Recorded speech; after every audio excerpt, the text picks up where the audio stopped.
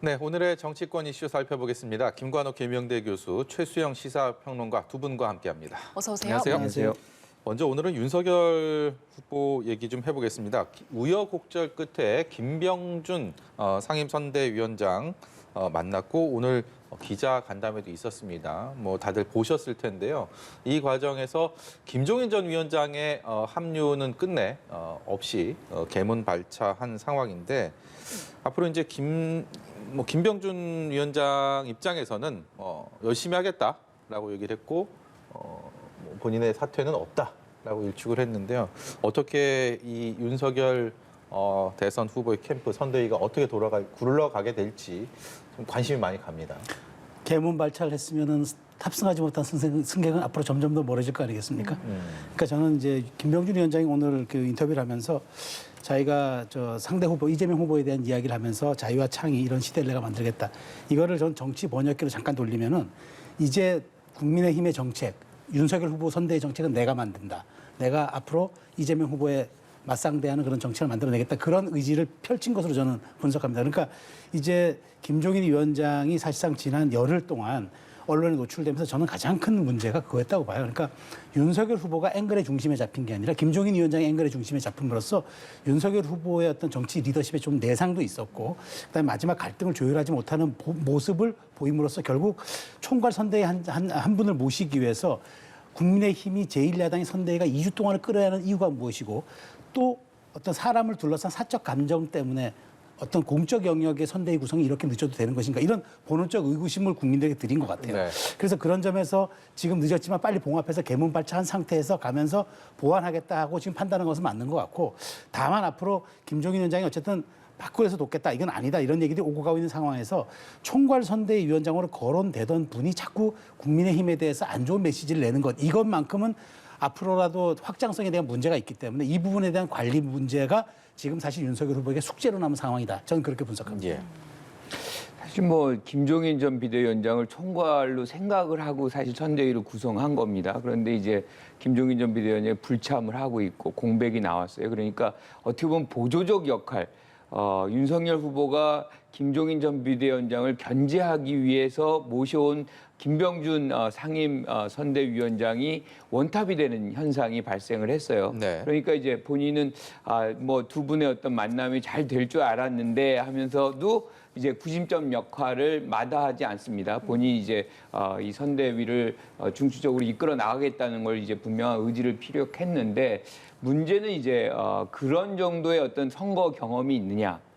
대선에. 그러니까 사실 노무현 정부 때 이제 노무현 후보를 모시고서 선거를 치르긴 했습니다. 하지만 그때는 단지 정책에 관련된 부분이고 전략이라든가 이런 부분들은 관여하지 않았거든요. 그러니까 이런 전체적인 어떤 기획 전략 이런 부분을 김병준 위원장이 어떻게 이끌고 나갈 것이냐. 그리고 또 한 가지가 그 당시에도 그렇고 지금도 그렇고 김병준 위원장의 어떤 트레이드마크 같은 건 분권 정치거든요. 그런데 분권 정치의 지금 주장은 민주당이 하고 있어요. 이재명 지사 후보가 사실상 강력하게 추진하고 있습니다. 그렇다 그러면 이 부분에서 그러면 반대하지 못할 것이고 다른 어떤 정책적 대안을 내줄 수 있을 것인가. 그러니까 여러 가지 사실은 이제 봉합성의 어떤 인선이기 때문에 여러 가지 문제점이 있을 수 있겠다 이렇게 봅니다. 네. 이 사안에 대해서 윤석열 후보는 어떤 얘기를 했을까요? 직접 듣고 오겠습니다. 그래서 제가 어제도 얘기를 했지만 김종인 박사님과 관련된 거에 대해서 제가 자꾸 말씀을 드리는 게 별로 지금 상황에서는 좀 바람직하지 않고 그리고 선대위는 이제 선거에 관한 어떤 중요한 그 협의와 의사결정을 이제 하는 그런 기구니까 글쎄 역할이라는 게 중요한 문제에 대해서 같이 협의하고 논의하는 뭐 이런 거기 때문에 특별히 무슨 역할을 조정하고 이런 문제는 없을 것 같은데. 네. 네, 들으신 것처럼 윤석열 후보 지금 김종인 전 위원장이나 그 역할 분담에 대해서 조정에 대해서는 지금 말을 아끼는 모습인데 개문발차하긴 했지만 그동안 선대위 구성을 둘러싸고 굉장히 진통이 심했잖아요. 네. 오래되기도 해서 국민들 피로감이 상당한데 근데 이 갈등이 가치나 뭐 노선과 관련된 이야기가 아니라 사람과의 관계, 그렇죠. 네. 뭐 기싸움 이런 측면이 많이 비춰졌기 때문에 조금 더 필요한 느낌을 받게 되는 것 같아요. 그렇죠. 그러니까 네. 그 말씀하신 것처럼 가치나 노선 이런 것에 대한 투쟁이 있다 그러면은 이해할 수 있습니다. 이건 윤석열 선대위가 어디로 가는 방향성의 문제고, 그럼 집권했을 때 윤석열이 꿈꾸는 그 국정 운영은 무엇이고 이런 것에 대한 논의가 될 수 있는데 그게 아니라 사람을 둘러싼 논쟁. 그러니까 누군가 되면 안 된다. 물론 양쪽 다 여기에 대해서 정확한 시인은 하지 않았습니다만은 사실 그걸 둘러싼 것이 사실이라는 것이 대부분의 중론이었다고 생각한다면 국민들은 어떻게 비치겠습니까? 이것은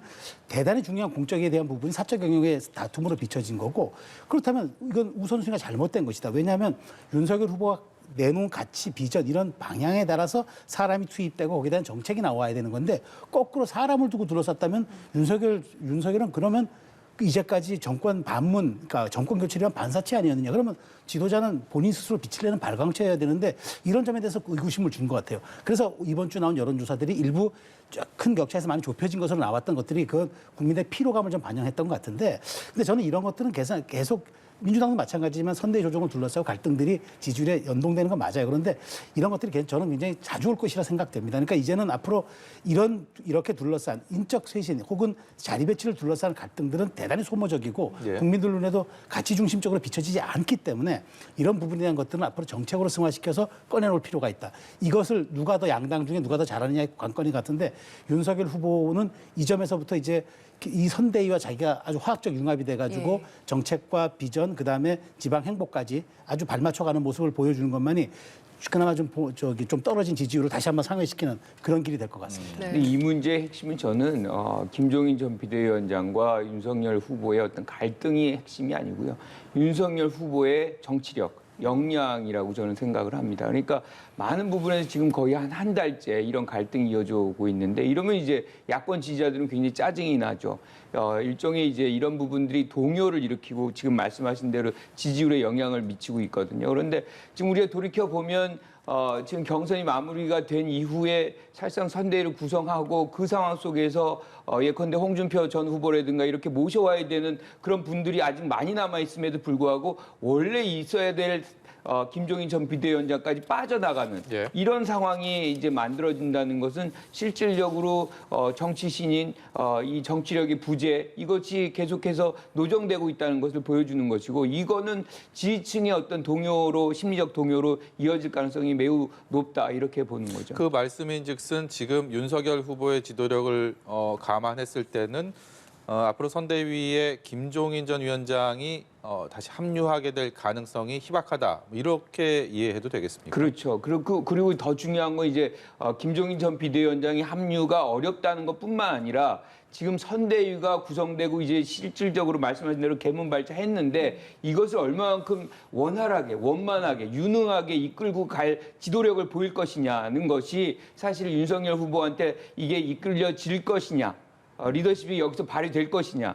어떻게 보면 이제 이 부분을 김종인 전 비대위원장이 맡기고 후보는 따로 뛰고 뭐 이런 형태의 어떤 전략을 구사하려고 했던 것 같은데 지금 이 부분이 완전히 이제 어그러지면서 다른 플랜이 어떤 것이 나올지 그것이 실질적으로 김종인 전 비대위원장이 참여하는 플랜 A와 유사한 어떤 효과를 낼지 요거는 이제 우리가 지켜봐야 되겠죠. 네. 김종인 전 위원장이 일단 지금은 여기에 타지 않았기 때문에 그동안 윤석열 후보에 대해서 뭐 별의 순간이다라는 말까지 하면서 굉장히 이렇게 올려줬잖아요. 그런데 이렇게 해서 이 차에 합류하지 않고 이대로 출발해서 그냥 멀어지게 된다면 앞으로 윤석열 선대위는 어떻게 흘러가게 될까요? 그러니까 윤석열 선대위가 잘 굴러가기 위해서는 사실 그 말씀하신 것처럼 김종인 위원장이 별의 순간 했지만 예. 윤석열 후보가 김종인 위원장과 약간 엇박자를 한 건 이번이 두 번째입니다. 사실 보면 왜냐하면 정치 입문하자마자 국민의힘 입당을 최대한 늦춰야 한다고 얘기를 했어요. 김종인 위원장이. 그런데 그랬죠. 7월 달에 전격 입당해버리면서 아주 멋쓰기진 상황이 연출됐는데 마지막에 경선 막바지에 윤석열 후보의 김종인 위원장이 힘을 실어줬어요. 그러면서 많은 사람들이 얘기를 한 거죠. 이렇게 해서 봉합이 되면서 이제 가겠구나 했는데 결정적인 합류 시점에 더 갈등의 폭이 깊어지면서 이렇게 벌어진 건데 저는 그런 건 있습니다. 그러니까 분명히 이제 윤석열 후보가 사실 6개월 정치 입문 6개월 만에 제1야당의 대선 후보 자리를 꿰찬다는 게 이건 보통 전무만 일이지 않습니까? 그런데 지금까지 보여준 거는 봐서는 화합하고 큰 접시에다가 사람 담는 거는 그렇게 보이는데 과연 이렇게 김종인 위원장 한 사람과 이렇게 갈등을 삐걱거리면서 그걸 끌어안지 못하는 지금 의구심을 준 건 사실이에요. 그래서 제가 아까 리더십에 좀 내상을 입은 건 맞는데 그렇다면 이제 남은 과제는 선대위를 자기의 능력 중심으로 이끌어가는데 전 그렇다면 이제 방향 두 가지로 봅니다. 그러니까 윤석열 후보는 철저하게 이제 슬림화된 자기 식구들만 가지고 이제 민생 행보, 지방 투어, 그다음에 이제 정책을 내놓고 선대위는 이제 말하자면은 반문 빅텐트의 문제가 아니라 중도, 청년까지 다 소구할 수 있는 것들이 원활하게 집행돼야 되는데 조금 우려스러운 부분은 이준석 대표가 약간 여기 이런 부분에 대한 아직도 반감이 있다는 건데 이거를 보완하고 그다음에 김종인 위원장이 없을 때 김병준과 김한길을 어떻게 전략적으로 잘 포지셔닝 시키느냐 이제 이런 것들이 윤석열 후보에게 남은 과제인데 저는 이제까지 해온 걸로 봐서 6개월 만에 아주 그냥 제1야당의 후보 자리를 꿰차는 그런 능력으로 봐서는 저는 그것 정도는 조금 좀 한두 달 내에서는 좀 긍정적인 신호를 좀 보고 있습니다. 좀 번외 질문이긴 한데요. 좀 궁극적인 궁금함이 아닐까 싶어서 인선 과정에서 사실 이런 고민들을 했을까라는 의구심도 듭니다. 김종인, 김병준 이 조합들이 왜 이렇게 노골적으로 거부감을 가질 정도로 또 선대위 합류를 이걸로 인해서 이 관계로 대인관계로 거부할 정도로 어떤 그런 앙금이라는 게 이런 게 있었는지 궁금합니다. 실제로 왜 어떤 것들이 작용했을까요? 앙금이라는 거는 뭐 그렇게 크게 나타날 것 같지는 않아요. 그러니까 뭐 개인적으로 무슨 일이 있겠어요? 저는 선거를 어떻게 치를 것이냐에 대한 부분, 이 부분에 대해서 온전히 김종인 전 비대위원장은 자기 생각이 투영되게 해달라는 조건인 것 같아요. 네. 왜냐하면 과거 우리가 민주당으로 돌아갔을 때도 민주당의 선거를 치를 때도 그랬어요. 그러니까 모든 뭐 예컨대 친문이다 뭐든 다 배제하고 혼자 그걸 다 주도해가지고 장악했습니다. 그때 당시에 민주당 의원들 굉장히 이제 뭐 우리 속된 말로 짱짱한 분들 굉장히 많았었죠.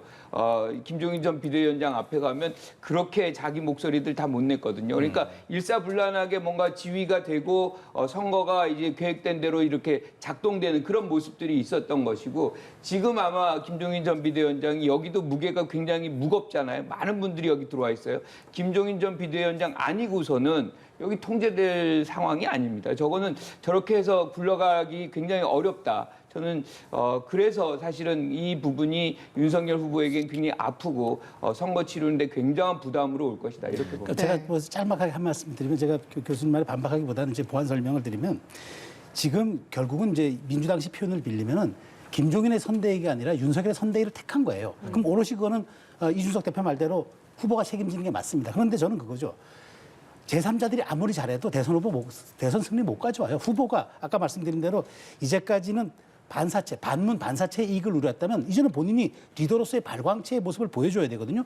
그 리더십은 정책, 비전, 그다음에 국민에 대한 설득력이죠. 예. 이것을 보이는 게 맞기 때문에 저는 윤석열의 선대위로 재편된 이상 여기에서 이제 윤석열 후보가 얼마만큼의 이제 추진력과 통합력 그리고 자기 리더십을 보이는 거는 남은 과제죠. 근데 여기서 승리하지 못하면 저는 대선 승리가 무망하다고 봅니다. 네. 그러니까 이거는 당연히 가야 될 길이라고 저는 생각합니다. 네. 그리고 지금 윤석열 후보가 발표한 선대위 실무 인선안을 보면 이준석 대표 일단 그 직함은 생략을 하겠습니다. 원희룡, 주호영, 권영세, 권성동, 김성태 뭐 이렇게 봤을 때 이준석 대표를 제외하면 평균 연령이 61세라고 하더라고요. 물론 어리다고 참신한 인물은 아니지만 신선함이 부족하다. 그리고 아까 말씀하셨던 2030 그리고 중도층 마음을 얻을 만한 전략이 보이지 않는다 이런 지적 나오거든요. 그건 보완해야 될 겁니다. 그러니까 지금 결국 이제 김종인 선대위라는 게 이제 정무나 경륜뿐만 아니라 실제로 중도에게 다가갈 것을 이제 얘기했겠죠. 근데 그거 정책의 모습은 이제 김병준 위원장이 오롯이 져야 되는 거고 그 다음에 해야 될 건 뭐냐면 제가 보기에 이준석 대표가 뭐 이제 2030을 맡는다 그러는데 저는 그겁니다. 사실 김종인 위원장이 오신다고 했을 때 뭐가 부족해지냐면은 4차 산업 시대에 그런 어떤 정말 새로운 리더십과 비전 이런 것들을 과연 김종인 위원장이 경륜과 정무적 능력만 보여줄 수 있을까요? 상징화할 수 있을까요? 전 못해요. 더군다나 이번에 주요하게 포진하신 분들도 올드보이의 귀환이라 말씀하실 예. 정도로 대단히 조금 정치 경력은 많으시나 신선함이나 참신함 떨어지는 분들인데 이걸 보완해야 되는 거죠. 그래서 제가 보기에 지금 물밑으로 굉장히 어떤 분야별 여성, 청년 이쪽으로 인물들을 많이 모집하고 있다고 그래요. 그건 이제 조금 성과로 나타나겠지만 보다 중요한 거는 윤석열 후보가 자체적으로 이런 데 대한 철학과 소신을 갖는 거예요. 예. 단순히 보여주는 것이 아니라 본인이 집행할 수 있는 능력 보여주는 거. 그게 남은 과제다. 저는 그렇게 생각합니다. 네, 이번에는 이재명 후보 얘기 좀 해보겠습니다. 이재명 후보가 나흘 동안 메타버스를 타고 찾았습니다. 어디를 찾았냐면 호남을 찾았습니다. 4일이라는 시간이 선거운동 기간으로 그렇게 짧지 않은 시간인데 그만큼 민주당의 텃밭, 어떤 호남에 대한 상징성, 또 이재명 후보의 이번 호남 방문을 통해서 본인이 얻고자 하는 것이 뚜렷하다. 이렇게 해석을 해도 되겠죠? 오늘 그런 얘기를 했죠. 호남이 없으면 민주당이 없다. 뭐 이거는 가장 상징적인 이제 답인 것 같다. 뭐 이런 생각이 들고요. 현실적으로도 지지율을 보면 지금 윤석열 후보보다 이재명 후보의 그 지지층이라고 할 수 있는 진보층에서의 결속력이 떨어집니다. 이 얘기는 뭐냐면 호남에서의 결속력이 지지는 많이 받고 있죠. 하지만 과거에 비해서는 그 수치가 낮다라고 볼 수 있는 부분이거든요. 훨씬 더 많은 어떤 지지를 받을 수 있는데도 불구하고 조금 더 낮게 지금 나오고 있기 때문에 여기에서 얼마만큼 지지층을 결속을 강하게 하느냐가 호남의 표만 묶어내는 것이 아니라 호남의 표는 항상 수도권의 표와 연동이 돼 있거든요. 이것이 사실상 이 수도권에 영향을 주면서 지금의 어떤 지지층을 확고하게 이제 잘 묶어낼 수 있는 그런 부분이기 때문에 전 3박 4일도 짧다고 생각해요. 그러니까 예컨대 지금 후보는 전국을 돌아다니더라도 선대위가 어떻게 구성될지 모르지만 본부를 아예 호남에다 차려놓고 진두지휘하는 것이 서로에게 시너지 효과를 가져오는 그런 방식이다 이렇게 생각합니다. 네, 이재명 후보가 호남을 향한 상황에서 강훈식 의원이 이낙연 전 대표가 이재명 후보의 호남 일정을 지원할 가능성에 대해서 부인하지 않겠다 이런 인터뷰를 했습니다. 일단 관련 녹취 듣고 돌아오겠습니다. 이번 주 호남을 가는 것은 절박한 마음으로 민심 속으로 들어가는 것입니다. 네. 그리고 국민 속에서 저희의 반성과 변화도 이야기를 듣고 시작한 것처럼 그런 것이고요. 이낙연 우리 전 총리님도 적극적으로 도와주셔서 그거는 부인하지는 않겠습니다. 아, 부인하지는 않겠다. 네, 적극적으로 도와주시고 있기 때문에 어떤 식의 출연이 있을 건지는 제가 부인하지는 않겠습니다. 네, 부인하진 않겠다라고 했고 그 전에 적극적으로 도와주시고 있다고 얘기를 했는데 그동안 이재명 후보와 관련된 뉴스를 볼 때 이낙연 전 대표 이름을 본 지 꽤 된 것 같거든요. 적극적으로 도와주고 있는 게 맞습니까? 저도 모르죠.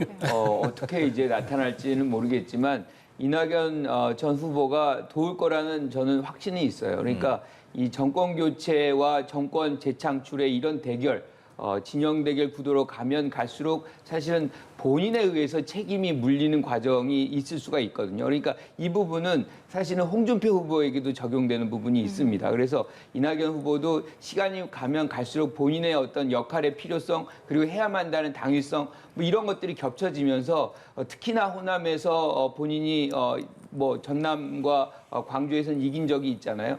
이 영역에서의 어떤 표를 이렇게 묶어내는 그런 노력은 많이 할 것이다 이렇게 봅니다. 네, 그런데 지금 이낙연 전 대표 측에서는 일단 구체적인 동선까지 제시하면서 호남 일정에 대해서는 선을 그었고 그리고 아직 실무선에서도 논의된 바가 없다고 이야기를 했는데 실제로 이낙연 전 대표가 일단 지원할 가능성이 있다고 말씀을 하셨는데 만약에 지원을 하게 되면 얼마나 효과가 있겠습니까? 저는 사실 저게 강훈식 의원의 바람일 가능성이 매우 높다는 생각이 들지만 그럼에도 불구하고 만약 깜짝 등판이라도 한다면 왜냐하면 3박 4일 일정 중에 전북보다는 거의 전남에 다 일정이 몰려 있어요. 거기에 깜짝이라도 등판한다면 굉장히 큰 뉴스가 되겠죠. 사실 이제까지 그러니까 민주당의 승리 패턴이 김대중 대통령 이래로 호남이 선택한 영남 후보가 수도권에서 약진하는 형태였어요. 정동영 후보만 그렇게 못해서 이명박 후보에게 진 거지 노무현, 문재인 승리 공식과 패턴이 그랬습니다.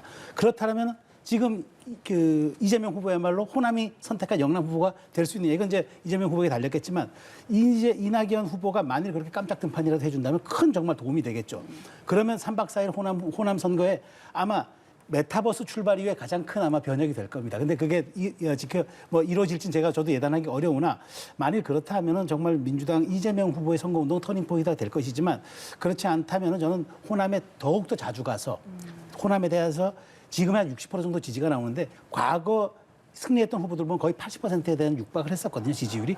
그 20%를 더 가져오는 것. 그게 이재명 후보의 남은 과제다. 저는 그렇게 평가합니다. 예.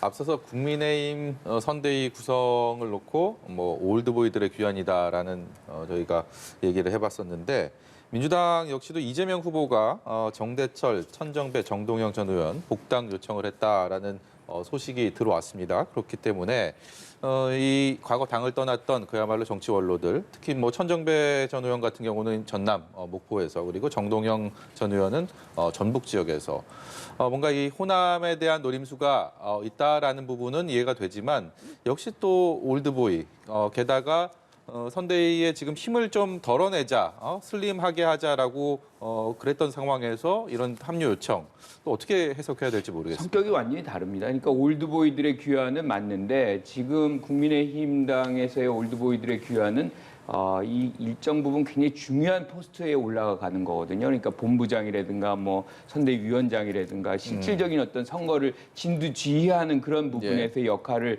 담보하는 거예요. 그러니까 뭐 우리가 윤희숙 전 의원이라든가 뭐 이수정 교수라든가 이렇게 참신한 인물들이 올 것 같다. 뭐 이런 생각들을 했었는데 그거 다 저버리고 지금 올드보이들이 귀환한 것인데 여기서의 올드보이의 귀환은 이분들이 선대위를 뭐 하거나 뭐 이런 가능성은 저는 제로라고 봐요. 네. 어떻게 보면 이제 이분들이 어떻게 갔었냐면 국민의당으로 좀 갔었거든요. 그러니까 당에서 이탈을 했었는데 사실 호남 세력의 일부를 이제 장악하고 있는 것이고 상징성을 일부 갖고 있는 것이고 뭐 이런 부분들을 전체적인 어떤 범진보 진영을 귀합하는 또는 호남 세력 전체를 귀합하는 이런 성격의 이제 올드보이들의 귀환인 것이지 이분들이 선대위에서 상징적인 인물로서 등장을 해가지고 역할을 한다. 그거는 저는 가능성 거의 제로라고 봅니다. 네, 그럼 좀 짧게 말씀드리면 이거는 김한길 새시대 위원장에 대해 맞불 성격인 것 같아요. 네. 그럼 그 상징적인 자리에 누가 가는가 보면 일단 사무총장 자리가 굉장히 중요한 자리잖아요. 뭐 돈과 관련돼서 인사와 관련돼서 모든 걸 총괄하는 자리인데 여기에 재선 의원이 갔습니다. 김영진 의원 그리고 혁신추진위원장 역시도 당 중진이 맞는 역할이었는데 여기에도 30대 초선 장경태 의원이 갔습니다. 이 인선에 대해서는 어떻게 평가하세요? 그러니까 오늘 손흥길 대표가 3선 이상은 뭐 이제 지역으로 가서 실질적으로 지역 선거 운동을 주도를 하고 재선이 주로 이제 이런 어떤 역할을 한다 그러는데 전 선수가 중요하다고 생각하진 않아요. 지금은 이재명 후보가 아주 강조하는 부분은 얼마만큼 기동성 있게 신속하게 문제 해결적으로 대응하는 능력을 보일 수 있는 선대위가 되느냐의 부분이거든요. 그런데 사실 선수가 많아지면 좀 몸이 무거워지는 거는 맞아요. 그러니까 이제 그런 부분을 좀 가벼운 그리고 단순한 어떤 선대위의 어떤 성격으로 그리고 후보하고 직결되게 항상 연동이 될 수 있는 그런 어떤 이 메커니즘을 구성하기 위해서 이렇게 좀 재선급으로 이렇게 낮춘 것 아닌가. 그리고 이분들을 보면 지금까지도 후보랑 굉장히 소통을 많이 했던 분들이거든요. 그러니까 소통 능력을 강화해서 몸을 가볍게 하고 기동성을 높여서 문제 해결적인 뭐 이런 어떤 접근의 목표 지점이 있다. 뭐 이렇게 봅니다. 네, 지금 이재명, 윤석열 후보 모두 국회에 입성한 경험은 없잖아요. 영선인데. 근데 지금 사무총장에 누가 있느냐를 보니까 이재명 후보는 김영진 의원 그리고 윤석열 후보는 권성동 의원을 임명했는데 측근 인사잖아요. 최측근으로 네, 그렇죠. 알려져 있는데 뭐 최측근을 여기에 임명한 건 그만큼 내가 여기에 대해서 장악력을 높이겠다 이런 의도로 보면 될까요? 그러니까 선대위의 핵심은 사무총장일 수밖에 없는 게 조직 예산 인사를 다 장악합니다. 예. 조직 예산 인사가 사실은 선거의 전부입니다. 근데 그래서 후보가 할 수 없고 그걸 대리인을 해야 되는데 그래서 저는 양쪽에 사실상 집행하는 사람들을 후보의 오른팔들로 갖춰놓은 거는 그거는 좀 너무나 다 당연한 것이다. 그래서 뭐 쇄신 차원의 문제가 아니라 조직 장악력의 문제고 특히나 이제 난 이제부터 이재명의 민주당을 만들겠다고 선언 닷새 만에 당 선대 양쪽에서 인적 쇄신을 해버렸잖아요. 그리고 그립을 쥐었어요. 사무총장을 통해서 이제 모든 걸 집행할 수가 있게 됩니다. 윤석열 후보도 마찬가지죠. 권성동 의원이 지금 사실상 대리인의 역할을 하고 있지 않습니까? 그런 점에서 보면은 뭐 사무총장은 그럴 수밖에 없는 사안인데 다만 이제 두 선대위가 이제 지금 쇄신의 문제에 직면했어요. 민주당은 그러니까 보완하는 쪽이 쇄신이고 한쪽은 출범하는 쪽이 쇄신이긴 한데 어찌됐건 이 쇄신의 모습들 그러니까 지금 민주당은 워룸이라는 긴급 상황실을 만들고 국민의힘도 사실상 지금 이제 김병준 원톱으로 출발하는데 누가 더 이제 실질적으로 이 유권자의 마음속에 스며들 수 있는 기동성과 기민성을 발휘하느냐, 그리고 빨리 피드백 해주느냐, 이런 점들, 현장성 누가 강화하느냐, 이런 점들이 남은 과제여서 총장 인사로 시작된 이제 선대위의 발걸음은 점점 더 빨라질 것이다. 저는 그렇게 생각합니다. 민주당 선대위의 변화, 쇄신에 대해서는 상대 진영에서는 좀 위협적이다라고 그렇죠. 받아들일 정도의 변화라고 생각하십니까? 전 그렇습니다. 왜냐하면 이재명, 그러니까 이번 선대가 이런 거죠. 우리가 위기를 쇄신하려면 이렇습니다. 일단 당신이 지금 위기라는 상황에 동의하느냐에 동의해줘야 되고, 그러면 원인은 무엇이냐라고 하는데 원인 내놔야 돼요. 그럼 해결책은 뭐냐? 이 세 가지를 지금 다 내놓은 거예요. 위기라는 것에 동의했고, 그다음에 원인은 슬림하다. 그다음에 그렇지 못했다. 그다음에 해결책은 후보의 이제 민주당으로 만들겠다. 예. 저는 이제 그러니까 국힘에서 보면은 쇼라고 할지라도 굉장히 두려울 수 있다라고 하는 말이 결코 과장된 말은 아닐 겁니다. 반면에 이제 국민의힘 선대위는 그야말로 초석을 닫고 이제 그 기틀을 만들고 있는 상황인데 현재까지의 상황들에 대한 우려 또 기대감도 공존을 하는 것 같습니다. 앞으로 어떤 부분에 좀 주목해서 봐야 되겠습니까?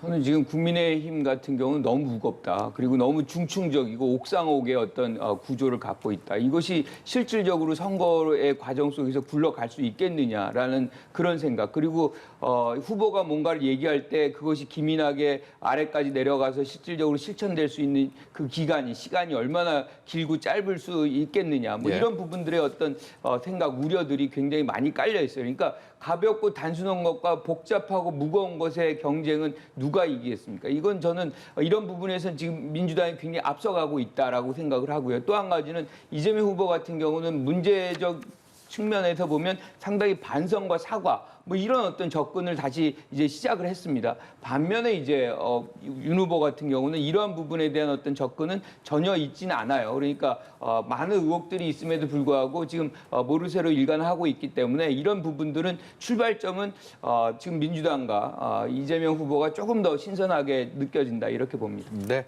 오늘 말씀 여기까지 듣도록 하겠습니다. 지금까지 김관우 계명대 교수, 최수영 시사평론가였습니다. 고맙습니다. 고맙습니다. 감사합니다.